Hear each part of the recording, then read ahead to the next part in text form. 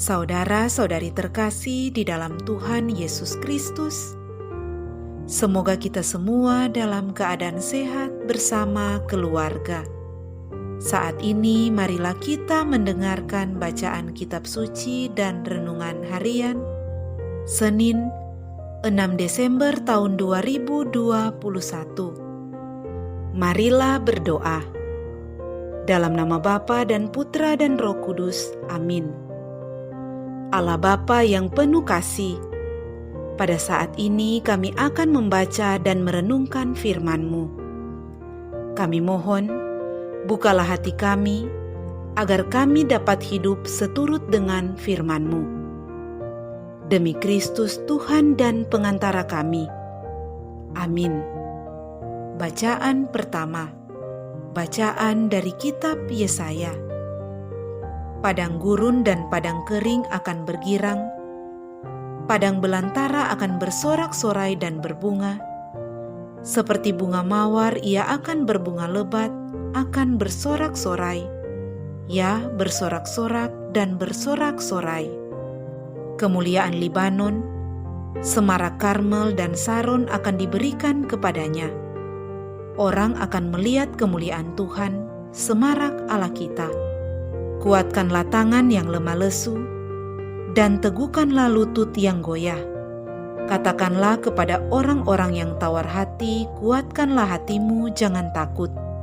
Lihatlah, Allahmu akan datang dengan pembalasan dan ganjaran. Ia sendiri datang menyelamatkan kalian. Pada waktu itu mata orang-orang buta akan dicelikan, dan telinga orang-orang tuli akan dibuka. Pada waktu itu orang lumpuh akan melompat seperti rusa, dan mulut orang bisu akan bersorak-sorai. Sebab mata air memancar di padang gurun, dan sungai di padang belantara. Tanah pasir yang hangat akan menjadi kolam, dan tanah gersang menjadi sumber-sumber air. Di tempat serigala berbaring akan tumbuh tebu dan pandan. Di situ akan ada jalan raya yang akan disebut Jalan Kudus. Orang yang tidak tahir tidak akan melintasinya, dan orang-orang pandir tidak akan mengembara di atasnya. Di situ tidak akan ada singa, binatang buas tidak akan menjalaninya dan tidak akan terdapat di sana. Orang-orang yang diselamatkan akan berjalan di situ, dan orang-orang yang dibebaskan Tuhan akan pulang dan masuk ke Sion dengan bersorak-sorai, sedang sukacita abadi meliputi mereka. Kegirangan dan sukacita akan memenuhi mereka, kedukaan dan keluh kesah akan menjauh. Demikianlah sabda Tuhan. Syukur kepada Allah. Bacaan Injil. Inilah Injil suci menurut Lukas. Dimuliakanlah Tuhan. Pada suatu hari, ketika Yesus sedang mengajar, ada beberapa orang Farisi dan ahli Taurat duduk mendengarkannya. Mereka datang dari semua desa di Galilea dan Yudea dan dari Yerusalem. Kuasa Tuhan menyertai Yesus, sehingga ia dapat menyembuhkan orang sakit. Maka datanglah beberapa orang mengusung seorang lumpuh di atas tempat tidur. Mereka berusaha membawa dia masuk dan meletakkannya di hadapan Yesus. Tetapi karena banyaknya orang di situ, mereka tidak dapat membawa masuk. Maka mereka naik ke atas rumah dan membongkar atap itu. Kemudian mereka menurunkan si lumpuh ke tengah-tengah orang banyak tepat di depan Yesus. Ketika Yesus melihat iman mereka, berkatalah ia, "Hai saudara, dosamu sudah diampuni." Tetapi ahli-ahli Taurat dan orang-orang Farisi berpikir dalam hati, "Siapakah orang yang menghujat Allah ini? Siapa dapat mengampuni dosa selain Allah sendiri?" Akan tetapi Yesus mengetahui pikiran mereka, lalu ia berkata kepada mereka, "Apa yang kalian pikirkan dalam hati? Manakah lebih mudah, mengatakan dosamu sudah diampuni, atau mengatakan bangunlah dan berjalanlah? tetapi supaya kalian tahu bahwa di dunia ini Anak Manusia berkuasa mengampuni dosa."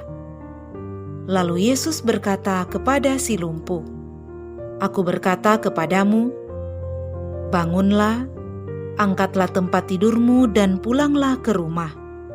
Seketika itu juga bangunlah orang itu di depan mereka, lalu mengangkat tempat tidurnya dan pulang ke rumahnya sambil memuliakan Allah. Semua orang takjub lalu memuliakan Allah. Mereka amat takut dan berkata, "Hari ini kita telah menyaksikan hal-hal yang sangat menakjubkan." Demikianlah sabda Tuhan. Terpujilah Kristus. Saudara-saudari terkasih di dalam Tuhan Yesus Kristus, renungan kita di saat ini diberi judul Kesiapsediaan Hati dalam Iman. Saudara-saudari terkasih, untuk memperoleh kesempurnaan iman, keraguan menjadi penghambat bagi kita.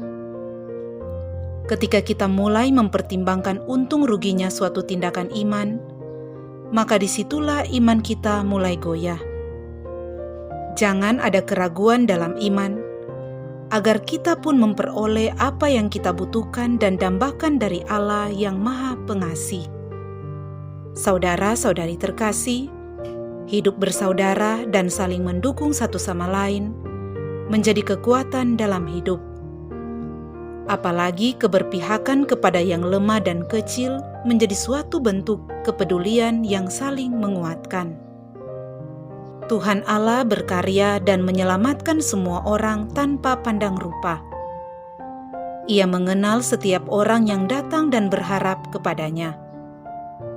Tuhan menyembuhkan dan menyelamatkan semua manusia dari sakit penyakit yang mereka alami. Iman yang tumbuh di dalam hati setiap orang akan menyelamatkan mereka, karena mereka percaya kepada mahakuasaan Allah.